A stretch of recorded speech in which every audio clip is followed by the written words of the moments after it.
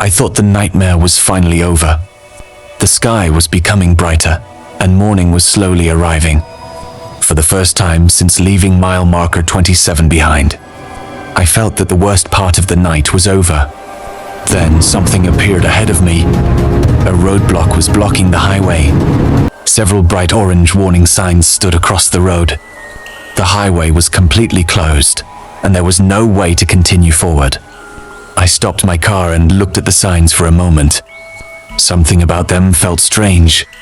When I had driven through this area earlier, there had been no signs at all. There had been no construction work, no equipment, and no indication that the road would be closed. Now the signs seemed to have appeared from nowhere, since there was no other route available. I turned the car around and started driving back the way I had come. That meant returning toward Rosie's diner, the same place where I had stopped during the night, the same place I never wanted to see again. As I drove back through the fog, an uneasy feeling slowly returned. Everything around me seemed different. The trees looked unfamiliar. The road looked unfamiliar. Even the air felt different. The farther I drove, the thicker the fog became. Soon the highway ahead was almost completely hidden behind a wall of gray mist. Then I noticed a building beside the road. For a brief moment, I believed it was Rosie's diner. I brought the car to a stop and looked carefully at it. A cold feeling spread through my chest. The building in front of me was not the place I remembered. The bright lights were gone. The warm windows were gone. The welcoming appearance had completely disappeared. Only an old and damaged building stood beside the road. Its windows were shattered. Anyone here? Its walls were stained by age and weather. Its roof looked weak and worn out. I stepped out of the car and stared at the building in disbelief. I was completely certain that this was the same location I had visited earlier. There was no mistake. Slowly, I walked closer while the fog drifted across the ground around me. The entire place felt wrong. Then I noticed something that made my stomach tighten. The building did not look recently abandoned. It looked extremely old. It looked as if nobody had cared for it in many years. Every part of it seemed forgotten. Hello? I searched the area until I finally found the old diner sign lying in the wet grass. Most of the paint had disappeared, and many of the letters had faded away. Even so, I immediately recognized the name. It was Rosie's Diner, the exact same place where I had been sitting only a few hours earlier. Fear slowly settled inside me. I knew I had not imagined any of it. I had entered that diner. I had ordered coffee. I had spoken with Margaret. Those memories were real, but now the building looked as though it had been abandoned long before. I was ever there. Nothing about the situation made sense. Every answer created a new question. I should have returned to my car and driven away immediately. Instead, curiosity pushed me forward. I walked toward the broken entrance and stepped through the doorway.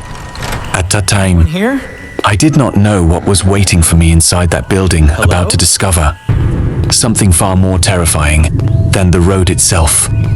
The moment I stepped inside the building, a heavy feeling settled over me. The place was completely silent, and the atmosphere felt far colder than it should have. There was no music playing. There were no voices. There was no sound coming from the kitchen. The only thing I could hear was the sound of my own. Footsteps echoing through the darkness. Every step seemed louder than the last.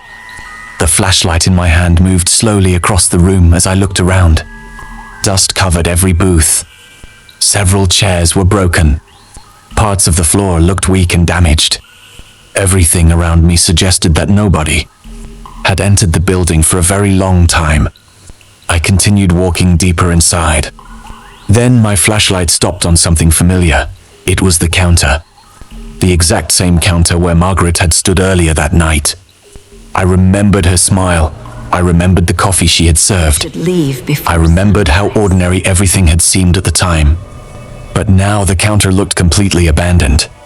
There was no food. There were no clean dishes. There was no working equipment. There was only dust. darkness, and silence. As I continued searching the room, something on the wall caught my attention. An old newspaper clipping had been pinned there many years ago. The paper had turned yellow with age. The edges were torn and damaged. Most of the words had faded over time. However, one headline was still easy to read. The article reported that the owner of Rosie's diner had disappeared after a highway closure many years earlier. I read the headline again. Then I read it one more time. A strange feeling began to grow inside me. The article was talking about Margaret, the same woman I had spoken with only a few hours earlier. Mile marker. According to the newspaper, she had vanished many years ago and had never been found. For several seconds, I could not move. My mind searched desperately for a reasonable explanation. Perhaps it was another woman with the same name. Perhaps the article was incorrect. Perhaps I was misunderstanding something. Then I looked at the photograph printed beside the article.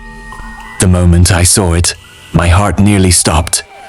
It was Margaret. The same face, the same smile, the same woman who had handed me a cup of coffee during the night. My hands began to shake. I stepped away from the wall and tried to calm myself. That was when I noticed something across the room. A booth. The exact booth where I had been sitting earlier. I slowly walked toward it. A thick layer of dust covered the table. Dust covered the seats. Dust covered almost everything in sight. Then I noticed something unusual. A coffee cup was sitting in the middle of the table. The moment I saw it, I froze. It looked exactly like the cup I had used earlier. I moved closer and studied it carefully. The room around me appeared untouched. Dust covered every surface nearby. Yet the cup looked different. It looked as though someone had placed it there only a short time ago. A cold feeling ran through my body. I continued staring at the cup. Then I heard a faint sound somewhere behind me. The sound was small, but it was enough to make my heart race. I quickly turned around and pointed my flashlight into the darkness. There was nobody there. The room appeared empty.